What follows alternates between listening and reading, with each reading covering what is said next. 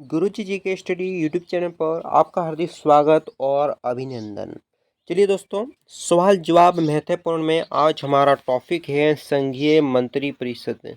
संघीय मंत्री परिषद के संबंधित आने वाले कंपटीशन एग्जाम में जो सवाल बार बार पूछे जाते हैं, उन सभी सवाल जवाब पर आज हम इस वीडियो में चर्चा करने वाले हैं। चलिए पहला सवाल देख लेते हैं। मंत्रिपरिषद का अध्यक्ष कौन होता है? सही जवाब होगा प्रधानमंत्री।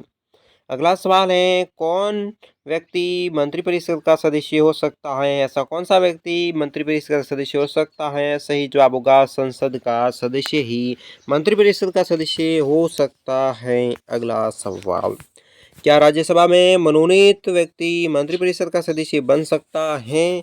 क्या राज्यसभा में मनोनीत सदस्य मंत्रिपरिषद का सदस्य बन सकता है या नहीं? सही जवाब रहेगा हाँ, बन सकता है।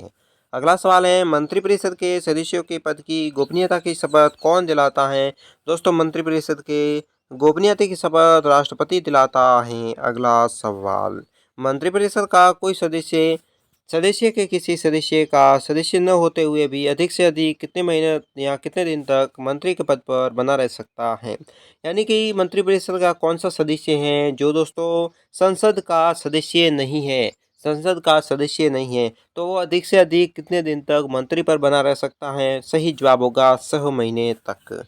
अगला सवाल है, मंत्रिपरिषद में शामिल होता है, मंत्रिपरिषद में कौन शामिल होता है? प्रधानमंत्री एवं अन्य मंत्री।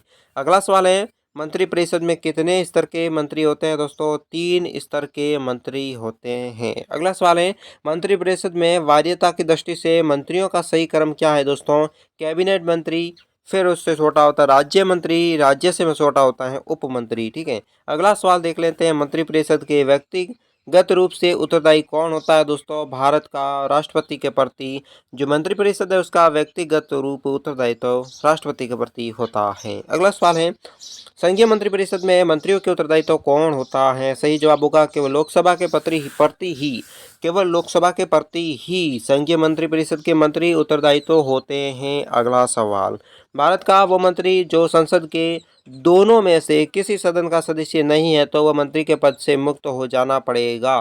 मतलब कि भारत ऐसा कौन सा कोई भी मंत्री है जो संसद के दोनों में से किसी भी सदन का दोस्तों सदस्य नहीं है, तो कितने दिन या कितने माह के बाद उसे अपना पद छोड़ना पड़ेगा? 6 माह के बाद। 6 माह तक वह मंत्री बना रह सकता है बिना किसी संसद का सदस्य बने। अगला सवाल है, भारतीय संविधान के प्रावधानों में से कौन सा प्रावधान मंत्रिपरिषद की नियुक्ति तथा पदच्युत की व्यवस्था करता है? वो दोस्तों अनुच्छेद है अनुच्छेद 75 यानी 75। भारतीय संविधान के अनुच्छेद 74 और 75 किन विषयों पर विचार करता है? दोस्तों, 74 और 75 मंत्रिपरिषद के विषयों पर विचार करता है। भारत में मंत्रिपरिषद के अधिकतर सदस्यों के लिए या सदस्य लिए जाते हैं। यानी कि भारतीय मंत्रिपरिषद अधिकतर सदस्य कहाँ से लिए जाते हैं? लोकसभा से लिए जाते हैं या राज्यसभा से, विधानसभा से? सही जवाब होगा आपके लोकसभा से लिए जाते हैं। मंत्रिमंडल का गठन कौन करता है? मंत्रिमंडल है उसका गठन कौन करता है? केंद्रीय मंत्रिगण ही, सिर्फ केंद्र के मंत्रिगण ही मंत्रिमंडल का गठन करता है। अगला सवाल है, केंद्रीय सरकार के राज्य मंत्री का क्या स्थिति है? केंद्र सरकार में राज्य मंत्री का क्या स्थिति है? वो केंद्र सरकार का एकमात्र ऐसा मंत्री है जो कि मंत्रिमंडल का सदस्य नहीं होता है। जो ऐसा एक ही मंत्री होता है जो राज्यसभा का मंत्री नहीं होता है, वो होता है राज्य मंत्री। स्वतंत्रता के पश्चात मंत्रिपरिषद के खिलाफ पहला अविश्वास प्रस्ताव कब लाया गया था? स्वतंत्रता के पश्चात दोस्तों मंत्रिपरिषद के खिलाफ पहला यह अविश्वास प्रस्ताव कब लाया गया था? 1963 ईस्वी में। अगला सवाल है, सामूहिक रूप से मंत्रिपरिषद किसके प्रति उत्तरदायित्व होती है? सामान्य मंत्रिपरिषद है, सामूहिक रूप से मंत्रिपरिषद होता है वो किसके प्रति उत्तरदायित्व होता है? लोकसभा के प्रति। अगला सवाल है, यदि कोई मंत्री राज्यसभा का सदस्य है तो क्या वो लोकसभा में अपनी वक्तव्य दे पाएगा? अगर कोई मंत्री है दोस्तों राज्यसभा का सदस्य है, ठीक है, क्या वो लोकसभा में अपना वक्तव्य या अपना टाइम दे पाएगा? हाँ उसे वो टाइम दे पाएगा क्योंकि उसे इजाज़त है। अगला सवाल है, राजनीतिक शब्दावली में शून्यकाल का क्या अर्थ है? शून्यकाल है दोस्तों, इसका क्या अर्थ है? सही जवाब होगा उत्तर सत्र को प्रश्न उत्तर के सत्र होते हैं दोस्तों, उसको शून्यकाल कहा जाता है। अगला सवाल, भारतीय गणराज्य में वास्तविक कार्यकारी प्राधिकार किसके पास होता है? किसके पास भारतीय गणतंत्र में वास्तविक कार्यकारी प्राधिकरण होता है? मंत्रिपरिषद के पास।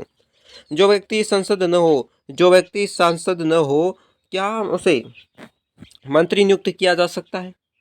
कोई भी व्यक्ति दोस्तों सांसद नहीं है, क्या उसे मंत्री बनाया जा सकता? हाँ, पर 6 महीने के भीतर उसे सदस्यता लेनी ही पड़ेगी, वरना उसे संसद के पद से या मंत्री के पद से हटा दिया जाएगा, दोनों के पद से। ठीक है।